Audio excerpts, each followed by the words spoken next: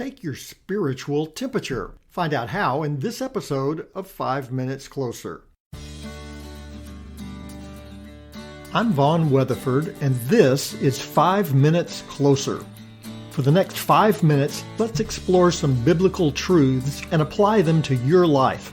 No podcast, including this one, can transform your life or give you what you really need. Only Jesus can do that. You can find out why in what I've called the first five episodes of 5 Minutes Closer. Each following episode explores scriptural truths that, if you follow them, will bring you 5 minutes closer to the person God created you to be. Let's see if we can get you 5 minutes closer. Moms always want to take your temperature. We've all heard, does he feel a little hot to you? Our answer might be, well, maybe it's because of the 14 blankets you put on the child carrier when the outside temperature dropped below 50. But don't say that to a mom, not unless you want to get hit over the head with a diaper bag. Those things carry some weight. The best scenario is for a fellow mom to reply, would you like to borrow my thermometer? To which the first mom will reply, no thank you, I have my own. What respectable mom would go out into public without a thermometer, and not just any thermometer? Men have turbo tools, moms have turbo medical supplies. They have thermometers for your mouth, for your ears, and for places only a mom would fear to tread. Moms have charts and graphs detailing the perfect temperature for a child based on their age. He's 18 months old and it's 2:30 in the afternoon, so his temperature should be 98.7. With all that hardware and instructions, it's sometimes difficult to know if they're raising a child or basting a turkey. But don't say that to a mom. Just nod and say, yes, ma'am. The biblical letter we call 3 John provides a spiritual thermometer intended to provide believers with the tools to check their spiritual health. John continues his theme from 2 John, addressing the conflict between two crucial spiritual principles, Christian hospitality and discernment.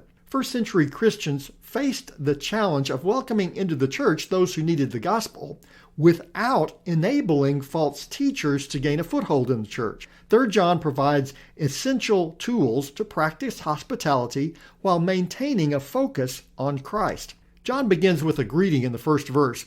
There he writes, the elder to the beloved Gaius, whom I love in truth.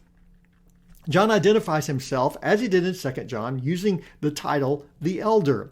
John addresses his letter to an individual named Gaius.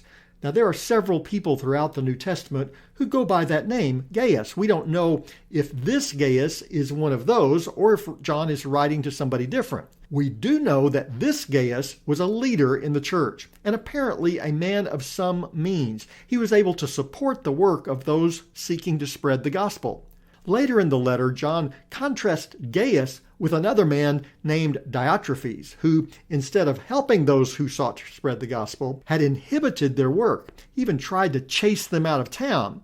We'll take a look at Mr. Diotrephes in a later episode. For now, we'll focus on what John has to say to Gaius. He begins his letter with a prayer for his friend. In the second verse, he writes, Beloved, I pray that all may go well with you, and that you may be in good health as it goes well with your soul. Gaius held up well, even in the stress of the controversy with Diotrephes. John notes concern and gives us a good example. Pray for our friends' physical and spiritual health. Doctors have long recognized the effect of stress on physical health. According to WebMD, stress can cause headaches, stomach problems, rapid heartbeat, and insomnia, just to name a few. Prolonged stress can lead to depression, high blood pressure, stroke, and heart disease.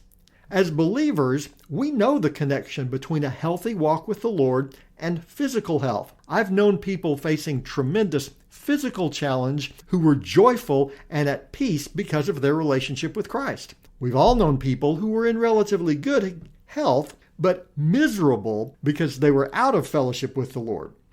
So does following the Lord's command mean you'll always be healthy? Of course not. Just read the Bible. It's full of accounts of believers who faced severe hardship, sometimes because of their faith.